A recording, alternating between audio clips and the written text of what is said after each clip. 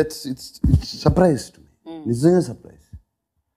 ఎందుకంటే మేము సగం మాట్లాడుకున్నప్పుడు ఇంగ్లీష్లోనూ తెలుగులోనూ మాట్లాడుకుంటాం, కంప్లీట్ తెలుగు ఉండదు.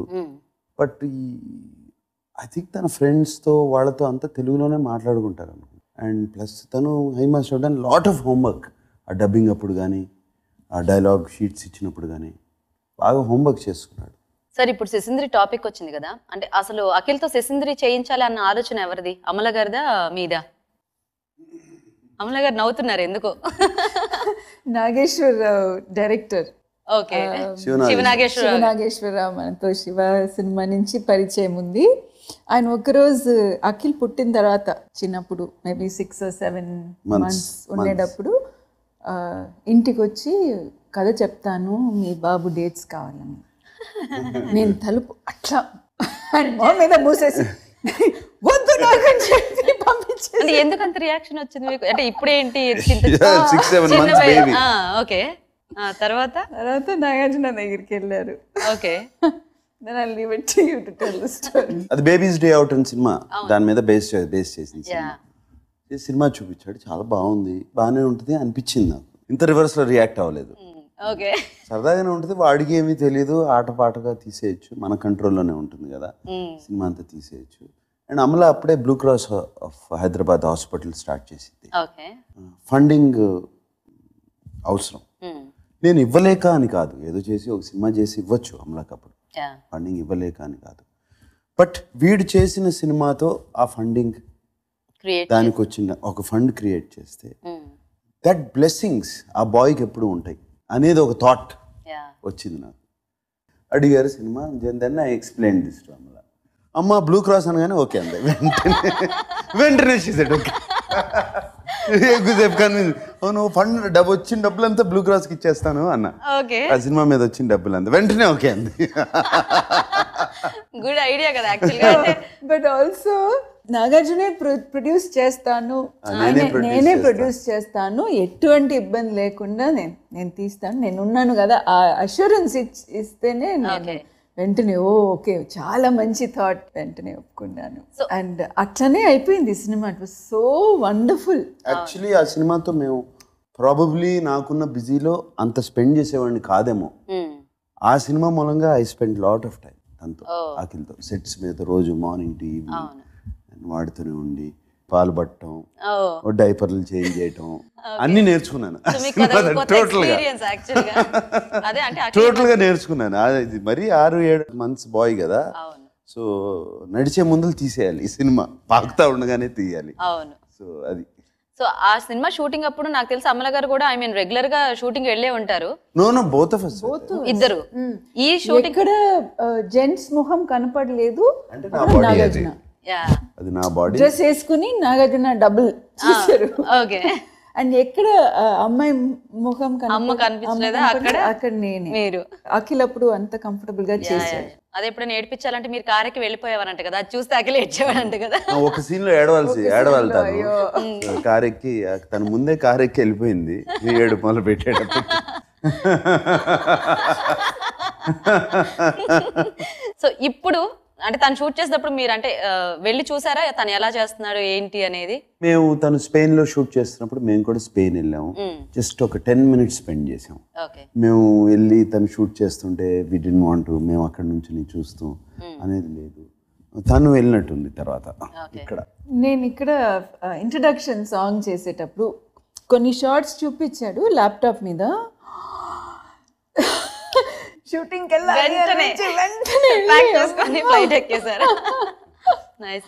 బిగినింగ్ లో వెళ్ళలేదు, because we have to give him that space కదా. సెల్ఫ్ కాన్షియస్నెస్ ఆల్రెడీ ఇంతమంది ముందు కెమెరా ముందు చేయాలంటే చాలా సెల్ఫ్ కాన్షియస్నెస్ ఉంటుంది. So we gave him that space. Nice nice. So Amala గారు ఈ సినిమాలో అక్కినేని సాంగ్ లో మాకైతే 2 కళ్ళు సరిపోలేదు ఒక ఫ్రేమ్ చూసినప్పుడు. సో ఇక్కడ మా మన్మధుడు ఆ బ్లూ బ్లేజర్ లో అలా మెరుస్తూ ఉంటే ఓ పక్కన అఖిల్. మీరు సినిమా చూసేటప్పుడు ఎవరిని చూసారు? ఎవరిని చూసారు మీరు?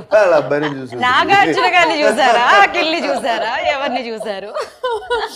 నిజంగా చెప్పాలంటే ఆ సాంగ్ పిక్చరైజేషన్ చూసిన తర్వాత ఎంత, I mean it just excelled. It's one of the best songs in the film. when Nagarjuna comes, he dominates the screen. So everybody has to look at him. మీరు ఎవరిని చూసారు? మీరు అది చెప్పాలి. Dominates okay. అంటే ఆ టైంలో నాగార్జున చూసాను, మిగతా టైం మీరు తప్పుగా అనుకున్నారు, మిమ్మల్నే చూసారంట. మీరెవరిని చూసారు? నేను అఖిల్ని చూసాను. మీరు అఖిల్ని చూసారు. సో అఖిల్ ఫర్మ్ గా నేను యాక్టింగ్ లోకి వెళ్తాను అని ఎప్పుడు చెప్పాడు? అప్పుడు మీ రియాక్షన్ ఏంటి? ఫర్మ్గా డెసిషన్ చెప్పింది తనని బీబీఏ అంటారు యుఎస్లో. హై స్కూలింగ్ అయిపోయిన తర్వాత +2 అయిపోయిన తర్వాత యుఎస్ పంపించాను, డిగ్రీ ఉండాలి అని. ఒక సంవత్సరం చదివాడు, 1-2 సెమిస్టర్స్ ఈ స్టడీడ్ను. చదివి 2 సెమిస్టర్స్ తర్వాత లెటర్ రాశాడు నాకు, ఒక పెద్ద లెటర్ రాసి, నాకు I want to become an actor, నేను యాక్టర్ అవ్వాలి, నాకు ఈ ప్రొఫెషన్ అంటేనే ఇష్టం. ఇప్పుడు నేను ఇంకో 3 ఏళ్ళు ఇది చదువుకుంటే వేస్ట్ ఆఫ్ టైం, దాని తర్వాత కూడా యాక్టరే అవుతాను. ఈ 3 ఏళ్ళు ఎందుకు వేస్ట్ చేయడం, నేను తిరిగి వచ్చేస్తాను అన్ను, నేను యాక్టింగ్ స్కూల్కి వెళ్తాను అని చెప్పి దెన్ 1.5 year యాక్టింగ్ స్కూల్కి వెళ్ళాడు LAలో, లాస్ ఏంజలస్. వెళ్ళి తర్వాత ఇక్కడికి వచ్చి దెన్ 1.5 year 2 years అయింది బిఫోర్ సినిమా స్టార్ట్. ఇక్కడ ట్రైనింగ్, బ్యాంకాక్ వెళ్ళాడు యాక్షన్కి. యాక్షన్ అందుకనే ఇఫ్ యూ సీ తన ఫైట్స్లో కూడా కొంచెం పోస్చర్స్ కానీ అన్నీ బాగుంటాయి. డాన్సింగ్ ఇక్కడే నేర్చుకున్నాడు, కానీ రకరకాల డాన్స్ మాస్టర్స్ దగ్గర తను, అది నాకు తెలియదు ఎప్పుడు ఎక్కడ నేర్చుకున్నాడో నాకు తెలియదు. వెళ్తున్నాడు క్లాసెస్ కానీ తెలుసు. సో అది కూడా ఇది జరిగింది, అది that is the process. So వాడే క్లారిటీగా చెప్పాడు, నేను ఎప్పుడు అనుకోలేదు, అప్పటి వరకు నాకు తెలియదు అవుతాడని. And I'm the happiest, we're the happiest. And అలాగే ఈ సినిమా స్టార్ట్ అయ్యే ముందు చెప్పారా, లైక్ అంటే ఎలా ఉంటుంది ఇండస్ట్రీ? అఫ్ కోర్స్ తను చూస్తున్న ఒక పేరెంట్స్ గా మీరేమన్నా గైడెన్స్ ఇచ్చారా? నో, ఐ థింక్ గైడెన్స్ అదేం అవసరం లేదనుకుంటా, ఎందుకంటే ఎవ్రీ డే వాళ్ళు పుట్టి పెరిగింది ఈ వాతావరణంలోనే. ఆ గైడెన్స్, సినిమా ఇండస్ట్రీ ఎలా ఉంటుంది ఎలా ఉండదు అనేది అటువంటివన్నీ తెలుసు వాళ్ళకి. I think basic common sense teach చేస్తే, నేర్పిస్తే చాలు పిల్లలకి, మిగతాది వాళ్ళే చేస్తారు. ఇఫ్ ఐ థింక్ తను తప్పు దావన వెళ్తున్నాడు, తన ఆలోచన కరెక్ట్ కాదంటే చిన్న బ్రేక్ ఇద్దరం వేస్తాం, వాళ్ళ కాన్వర్సేషన్స్, ఎక్స్ప్లెనేషన్, ఈమె ఎక్స్ప్లెనేషన్, ఆయన ఎక్స్ప్లెనేషన్. ఒక భగవద్గీతను మనం ఎంతసేపు విడమెరిస్తే వస్తూ ఉంటాయో అర్థాలు, వాళ్ళిద్దరు దాంట్లో నాకు ఎప్పుడు కొత్త కొత్త అర్థాలు వస్తూ ఉంటాయి వాళ్ళ కాన్వర్సేషన్స్లో. వాళ్ళిద్దరు చాలా మాట్లాడుకుంటారు. సో ఇన్ని మాట్లాడుకుంటారు కదా, అంటే ఎప్పుడైనా తను చెప్పారా నాకు ఇలాంటి సినిమాలు అంటే ఇష్టము, అంటే నేను చేస్తే ఇలాంటి సినిమాలు చేయాలనుకుంటున్నాను అని? కానీ when he studied 2 years in Lee Strasberg, అక్కడ డిప్లొమా చేశారు, Lee Strasberg university, Los Angeles. he had a very good exposure, extraordinary exposure, and that preparation gives a lot of clarity as an actor. అది ఆ clarity కనపడేదంతా అక్కడి నుంచే వచ్చింది వాడికి. So Nagarjuna గారు, అలాగే అఖిల్ అంటే కొన్ని రిస్కీ షాట్స్ కూడా అన్నపూర్ణ స్టూడియోలో బాగా ప్రాక్టీస్ చేసి, అంటే ఎవరికి తెలియకుండా ప్రాక్టీస్ చేసేవాడంట. ఆన్ స్క్రీన్ చూస్తున్నప్పుడు ఆ పర్ఫెక్షన్ తెలుస్తుంది, కానీ మీకు తెలుసా అంటే తను అలా ప్రాక్టీస్ చేస్తున్నాడని కానీ, లేకపోతే రిస్కీ షాట్స్ తన సొంతంగా అలా చేసేస్తున్నాడని కానీ? తెలీదు, మాకు ప్రాక్టీస్ చేసేవాడని కూడా తెలియదు. నేను చూసిన తర్వాత కూడా quite surprised. But I think తన స్పోర్ట్స్ ఎక్స్పీరియన్స్ కానీ ఇవన్నీ బాగా హెల్ప్ అయినాయి అతనికి. ఈజ్ అన్ అథ్లీట్ చిన్నప్పటి నుంచి, అది బాగా హెల్ప్ అయింది తన యాక్షన్ సీక్వెన్స్. ఆ కార్ మీద ఎక్కి వెళ్ళేది డెఫినెట్లీ రిస్కీ షాట్. ఏమైనా కాలు స్లిప్ అయితే పడి పళ్ళు రాలటం కానీ, ఇక్కడ గడ్డానికి తగులుతాం కానీ తగులుతాయి, ఎందుకంటే కార్ మూవ్ అవుతానే ఉంటుంది, అది ఆగదు కాబట్టి. Very very risky shot. జనరల్గా వైర్స్ కట్టుకుని, రోప్స్ కట్టుకుని, ఒక సేఫ్టీ పెట్టుకుని చేస్తారు, బట్ అతను ఏమీ చేయలేదు. It's quite commendable shot. అది అంటే అలా చూసినప్పుడు మీకు ఏమనిపించింది? అంటే ఇంత రిస్క్ అవసరం అని ఏమైనా అనిపించిందా? అంటే తను కొంచెం సేఫ్టీ మెజర్స్ తీసుకుంటే బాగుంటుంది అని నేను అన్నాను. వద్దురా, don't do it in the future. I told him risky shots ఎస్ చేస్తున్నాం కరెక్టే, బట్ దానికి రిస్క్ తీసుకోకుండా చేయగలిగితే చెయ్యి. బికాజ్ ఒక ఆర్టిస్ట్కి నేను ఇచ్చిన అడ్వైజ్ అతనికి, ఒక ఆర్టిస్ట్కి నీకేమైనా అయిందనుకో ఆ రోజున, అది షూటింగ్ క్యాన్సిల్ అయిపోద్ది, ఫుల్ షెడ్యూల్ ప్యాకప్ అయిపోద్ది. లుక్ ఎట్ దాని మూలంగా ఎన్ని ప్రాబ్లమ్స్ వస్తాయో. సో చేయొద్దు అంటే, లేదు నాన్న నేను జాకీ చాన్ సినిమాని చూశాను, ఇట్ ఈస్ మై అంబిషన్, నేను చేయాలి అనుకున్నాను, చేశాను. ఇప్పుడు ఓకే దీని తర్వాత చేయను. బట్ చిన్నప్పటి నుంచి is always been a boy. ఏదో ఒకటి పరిగెత్తడం, జంప్ చేయడం, ఇది చేయడం, గుర్రం నుంచి పడ్డం, ఇక్కడ కుట్లు అక్కడ కుట్లు, ఇక్కడ కుట్లు అక్కడ కుట్లు. ఎన్నిసారి నేను ఊరికి వెళ్తే నాగార్జున ఇక్కడ కుట్లు అక్కడ కుట్లు ఇక్కడ కుట్లు. Is always been a very energetic boy. అసలు ఒక్క చోట్ల కూర్చోపెట్టడం చాలా కష్టం. పరిగెత్తి పరిగెత్తి పరిగెత్తి ఏదో ఒకటి, వాలీబాల్, ఫుట్బాల్, ఇది అది, క్రికెట్, హార్స్ రైడింగ్, ఏదో ఒకటి. హార్స్ రైడింగ్ ఏదో ఒకటి. ఆల్మోస్ట్ 7 months ఏజ్ లోనే use to be under the water. Swimming 7 months age లోనే హి వుడ్ బి స్విమ్మింగ్ నేర్చుకున్నాడు అండర్ వాటర్. 7 months ఏజ్ లోనే. మీరు సినిమా చేస్తానంటేనేమో డోర్ వేసేసారు, మరి స్విమ్మింగ్ ఎలా పంపించారు? మేము ఉంటాం కదా పక్కనే. ఒక్కసారి ఏమో స్లిప్ అయ్యాడు, ఒకసారి తీసేటప్పటికి నవ్వుతున్నాడు.